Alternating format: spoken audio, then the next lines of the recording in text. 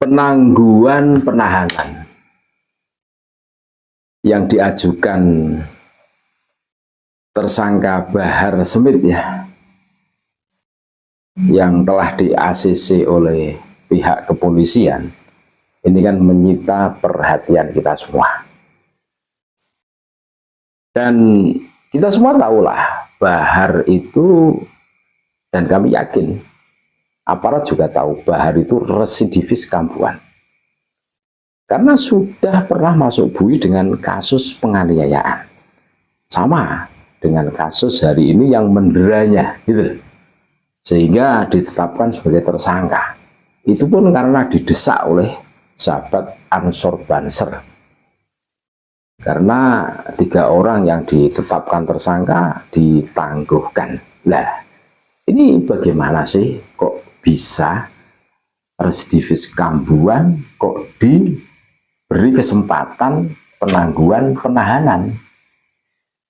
Kita harus tahu, saudara-saudaraku. Jadi pengajuan penangguhan selalu tersangka. Dalam hal ini yang mengajukan adalah dari tim pembela hukum atau lawyer atau advokatnya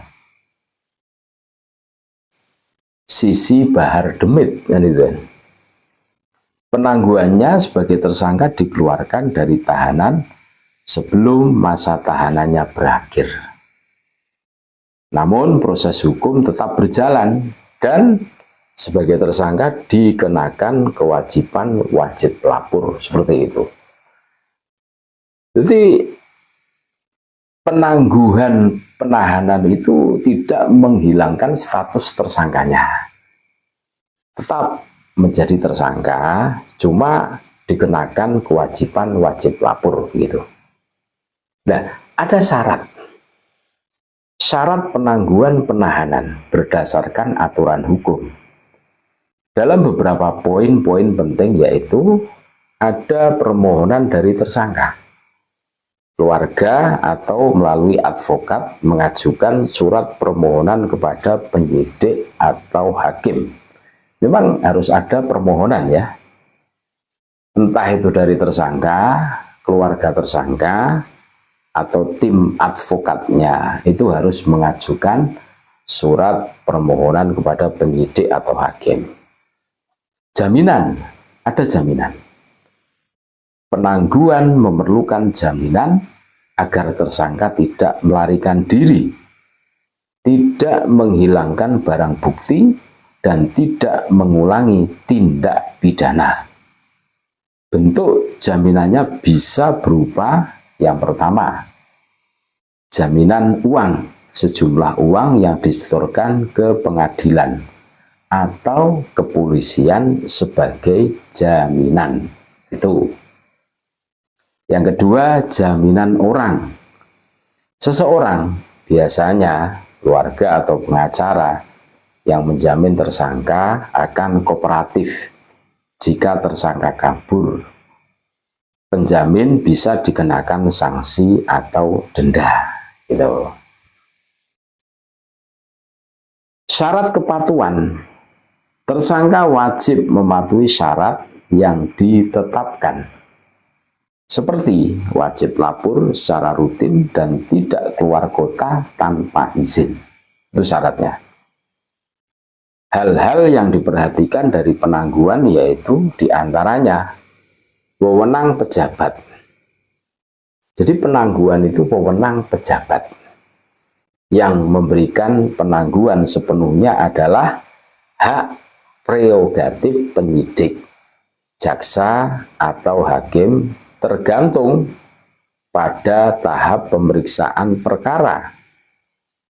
Hal ini berisiko tersangka melarikan diri atau mempersulit penyidikan yang sebenarnya pihak-pihak tersebut sebenarnya dapat menolak. Penangguhan bukan pembebasan. Nah, kita harus tahu penangguhan itu bukan pembebasan. Dalam hal penangguhan bukan berarti kasus berhenti.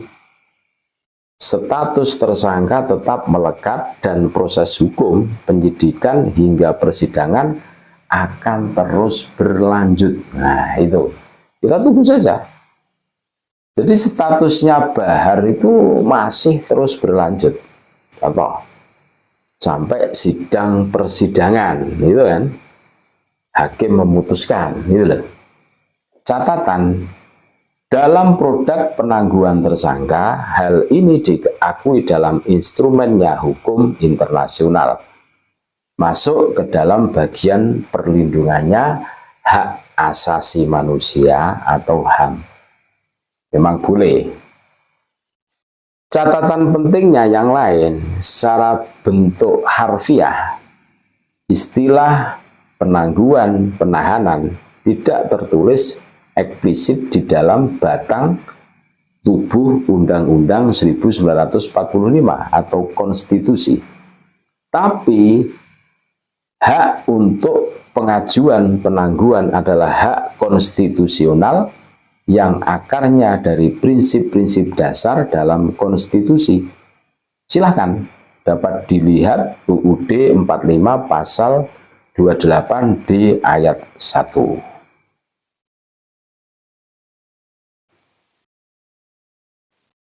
Jadi seperti itu. Dan kami sangat berharap ya, sahabat Rida ini tetap tegak lurus. Tidak ada upaya damai kepada Bahar Smith. Sekalipun aparat menangguhkan penahanannya. Karena orang ini terkenal licik, saudara-saudaraku.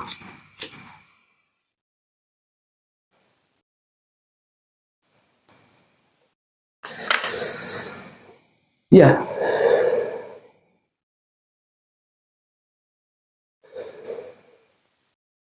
Harus tegak lurus untuk menolak adanya upaya damai. Atau lebih kerennya itu restoratif justice. Jangan sampailah model-model Bahar ini diberi kesempatan. Karena ini sangat berbahaya loh. Ini residivis kambuhan. Dan ini bukan rahasia umum, silakan di cross check rekam jejaknya Bahar Smith ini. Maka dari itu biar ada efek jera ya. Bukan kita itu diajari untuk menjadi raja tiga, tidak. Akan tetapi ini untuk kemanfaatan dan kemaslahatan bersama. Jangan sampai Bahar ini menimbulkan korban berikutnya. Jangan sampai. Tugas kita adalah menjaga semuanya. Kasihan saudara-saudara kita yang jadi korban. Ya seperti sahabat Banser Rida ini kan. Semalam ya 3 jam digebukin tanpa belas kasihan.